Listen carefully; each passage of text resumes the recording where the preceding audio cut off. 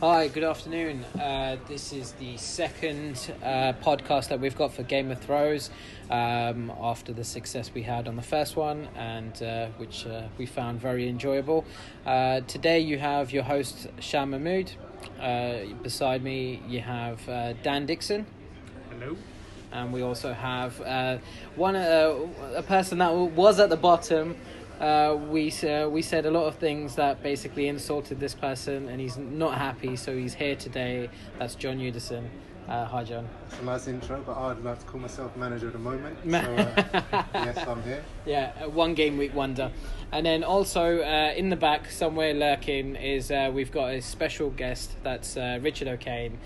He's just here for the laughter, and just in case if John and Dan get into a fight, Rock can just jump in and get involved as well. Always.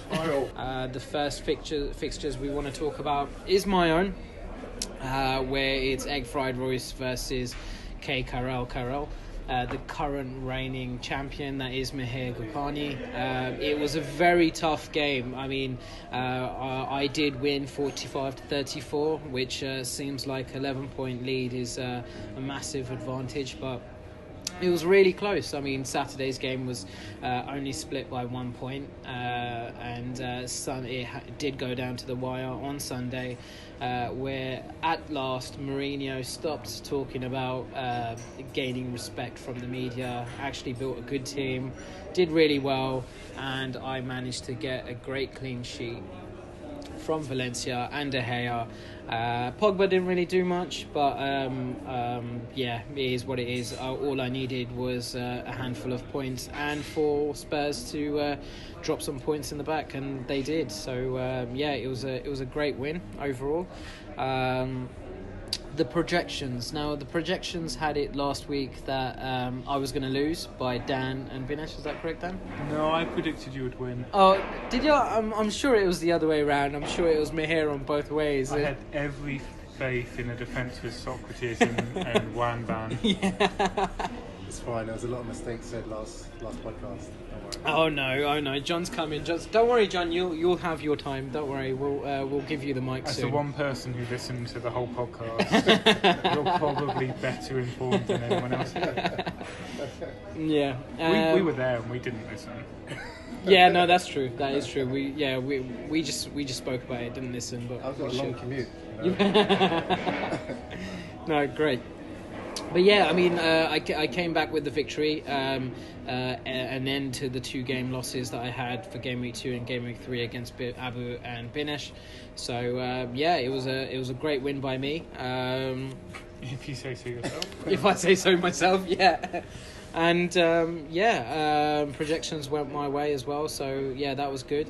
And talking points after this game is really Salah. This is another game week that he didn't actually do anything, and it's a big worry. Should I keep Salah? Is Salah as good as last season?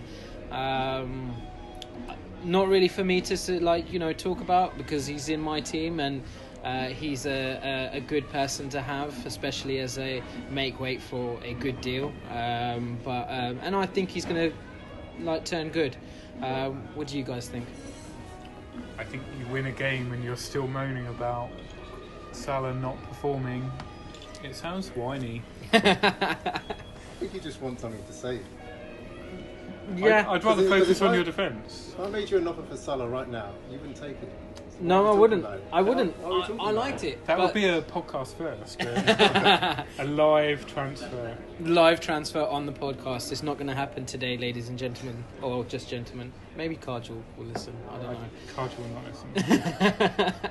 But I mean, it's food for thought. There's a lot of reviews and a lot of points that a lot of journalists have made where. Is Salah as good as last season? Will he perform exactly the same as last season? There was a stat that came out a few days ago, and his comparison to 4 game weeks this season versus 4 game weeks last season, and he's only 2 assists short from last season. So he's pretty much, on par with the same successes as he had last year. So no, he definitely is a part of my team. How many goals did he have this time last season? 4. I believe he had 4 and then 2 and 2 assists. Yeah. Great. And then also another comment was basically about Mahir's team. Now, Mahir did a fantastic job of rebuilding his team, considering the penalties that he had to face. But one of the successes he's been having and the wins that he's had recently is down to 2 players, which is Alonso and Lucas Moura. Now, Alonso, I really feel that Alonso's going to have a great season ahead, and he's definitely going to get some consistent runs of points from him.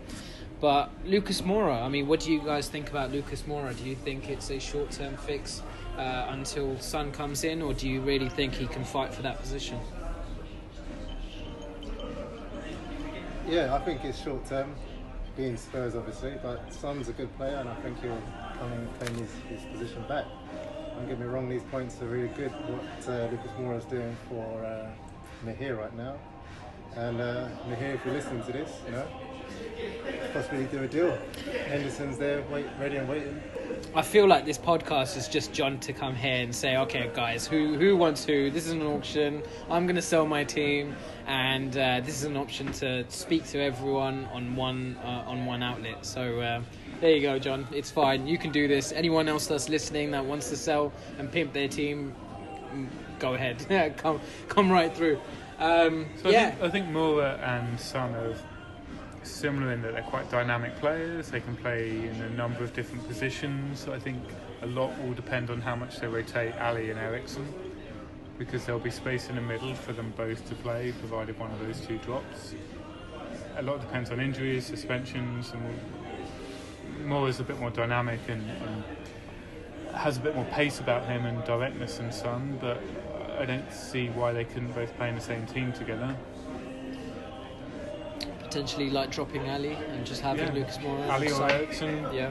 They need to rotate them. They didn't rotate them enough last year. They looked point. visibly tired. Very good point. They have cover in defensive midfield, but not at the attacking 3 of the mid. No, I agree. I mean, the way Lucas Moura is playing, it will be shocking to see him, being pushed to the bench when Son comes back. He has to play in some form. But it will be interesting to see. Rotate Ericsson and I reckon he'll leave. Yeah, potential. There's that could happen.